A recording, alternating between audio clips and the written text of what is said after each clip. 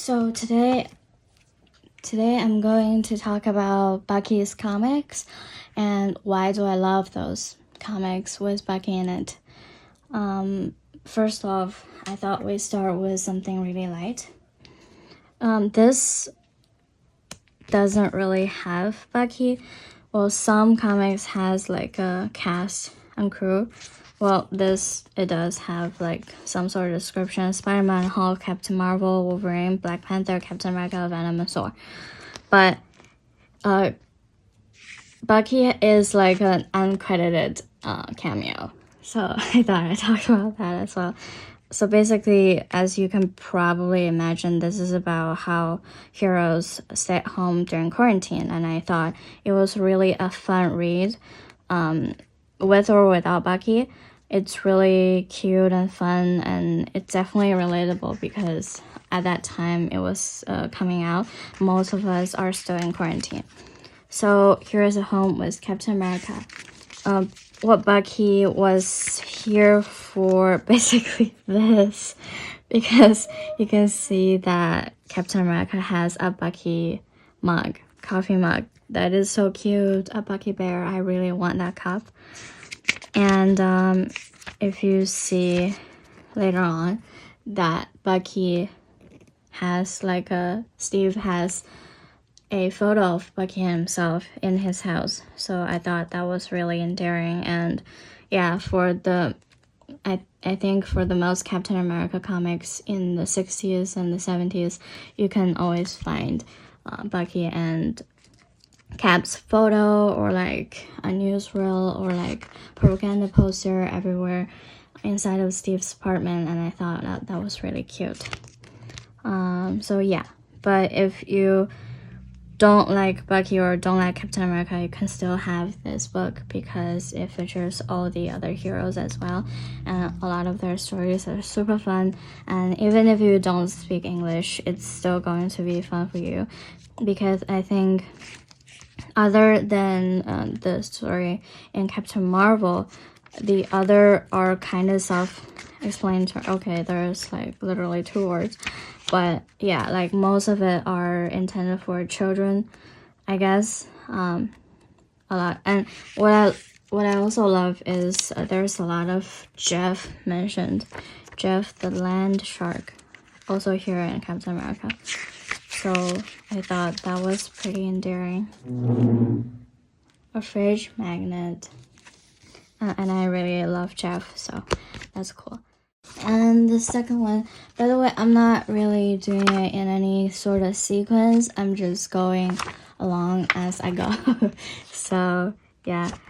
So this comics, I originally have it because of the variant covers. It kind of combines 4 of my favorite things. Captain America and Bucky, as well as, Groot and Rocket.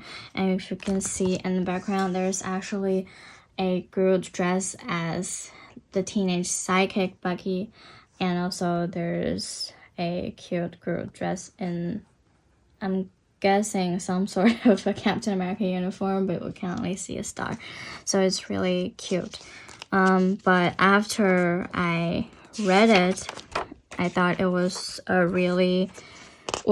first of all, I really like the artist. I thought it was really different and unique ways of drawing, and a lot of things are really cinematic and beautiful and kind of unlike any other comics artists that I know. So they definitely have a beautiful way of drawing, that's a must, but it's also kind of not as fun.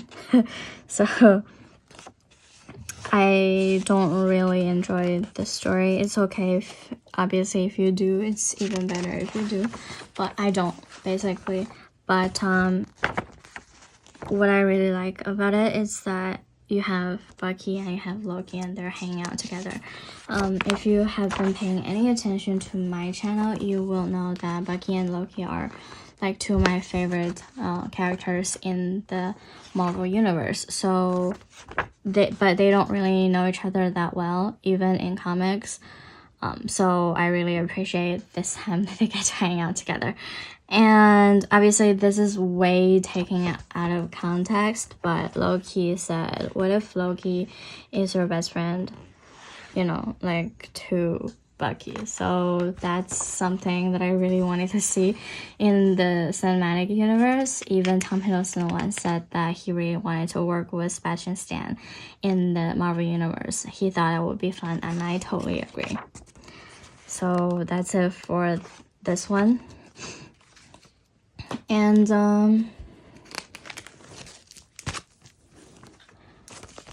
I really like this Bucky cameo. It's so cute.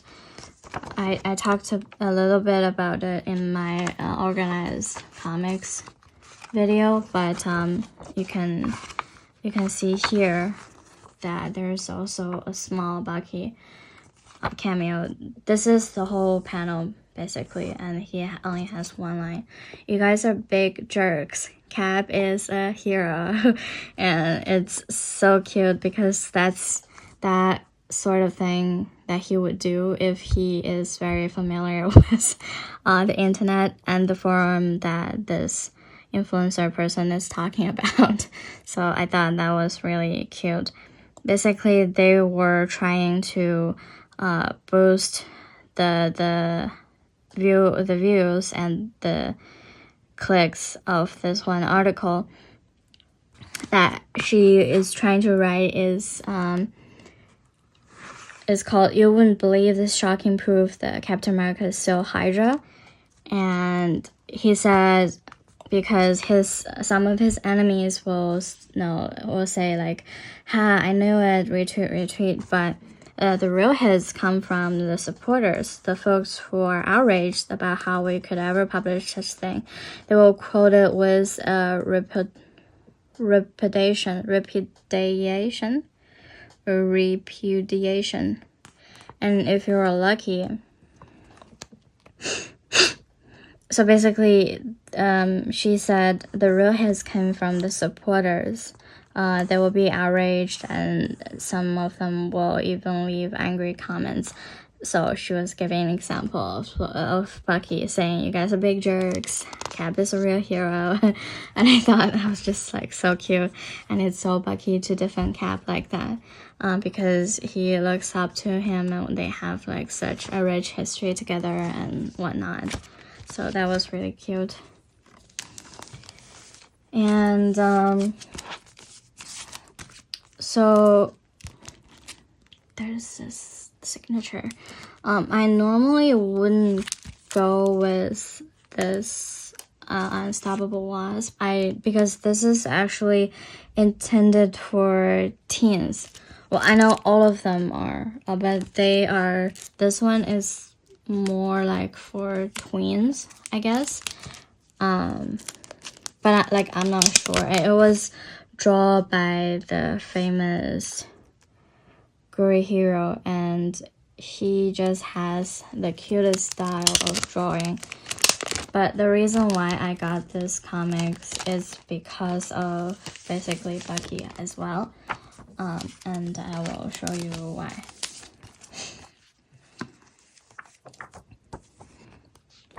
So basically, blah blah blah, they're in a party, and yeah, Bucky came, and Bucky has like such a cool vibe here, and he kind of looks like a sexy underwear model. Not that he doesn't look like that normally, but yeah, so he's like hanging out with everybody, and what I like is the way that he was drawn, basically.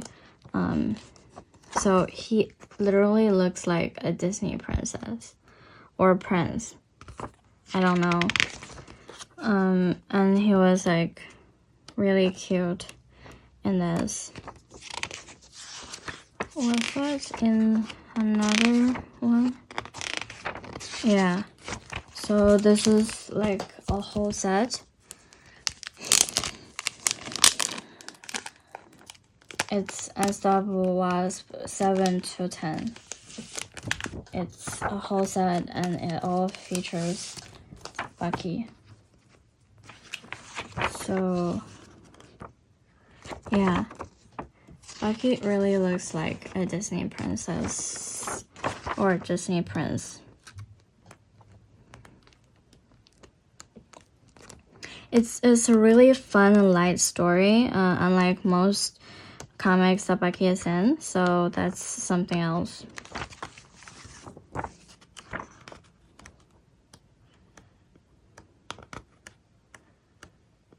That's something else that I'm really into. And also, I love Bucky's shirt here. I mean, like, even on his shirt, he has like 2 separate designs on his shoulders, and I thought that was really cute. And I do really enjoy casual Bucky, because yeah, like I think casual Bucky is the best. I really love him. And yeah, basically I love when Bucky is not doing anything dangerous, because that's basically what he always do. And obviously I do understand the irony here, because obviously Captain America, Bucky, and whatever superhero that I like, even supervillains like Loki, they're always going to be in a really tricky situation and they'll always do dangerous things. And I appreciate that, but in the meantime, sometimes I hope that they take a break, that we can see them in their natural settings, like Bucky can hang out with Alpine and Alpine. Alpine.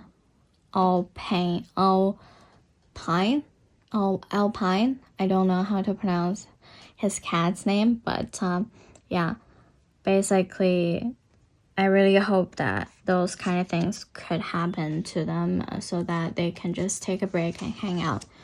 That is also why, by the way, this is totally out of the topics, but I really enjoy Steve's comics from the 60s and the 70s, I think, because there are a bunch of times where Steve was a comic book artist for Marvel and he was drawing Captain America. And obviously I enjoy the irony, but also I feel like I got to know Steve better as a person, because before we all know that he has like a standard and like he is righteous and he is a leader and sometimes gets emotional, but I don't feel like I am connecting with him per se. I have a comics and I will probably talk about it when I'm talking about Steve, but I can just, so it's kind of similar to this. Actually, wait, where is my,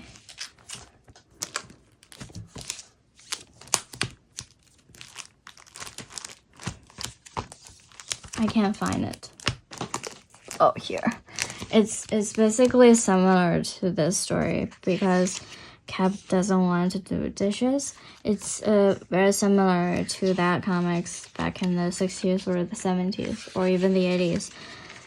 There was a panel where he literally said, I don't like doing dishes. I would like to fight a supervillain any other time, but I don't like to do dishes. I remember a lot of people adding the writer saying that this is out of character. Cap is a Boy Scout. He wouldn't be not liking to wash dishes. But yeah, like we have proof that he actually doesn't want to.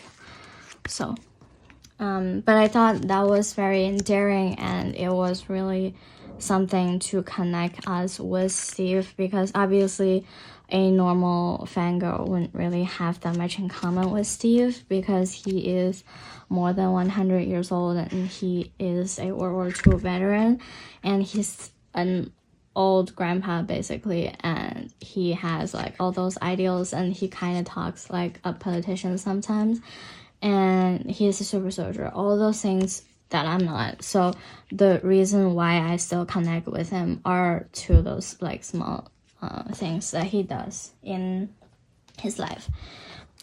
And this is actually one of my favorite Bucky books. Wait, this one doesn't have Bucky. So basically it's only this. I think there's also a small amount of Bucky in number 6, but I don't know if I can find it. But it's basically coming down to this one. So the time is set in like way later in life, and I've asked Joe Casada this one time. Basically he said on Twitter, and basically he said all of the happening in the future kind of things are not canon, so those things are not necessarily will become our reality. So this is not how Bucky dies, if that's any consolation. But anyways, the point is Bucky just came out of nowhere and looking like this. It's so sexy. And yeah, basically he returned to his brainwashed assassin state, and basically, yeah, he doesn't know pain, so when people stab him, he doesn't really know. But he looks so hot in this one. And his hair, I mean, Marco Cicchetto really knows how to draw hair, and every time he draws anyone's hair, it's super flowy and it's super sexy, and it's just amazing. And yeah, this is Bucky. This is obviously a very tragic story, and yeah, I don't know if I wanted to show. Yeah, basically you can see that's what happened, but again, this is not canon, so if there's any consolation. But I really like how Bucky looked in this comics. I hope there will be more Marco Cicchetto drawing Bucky, because he is simply the best.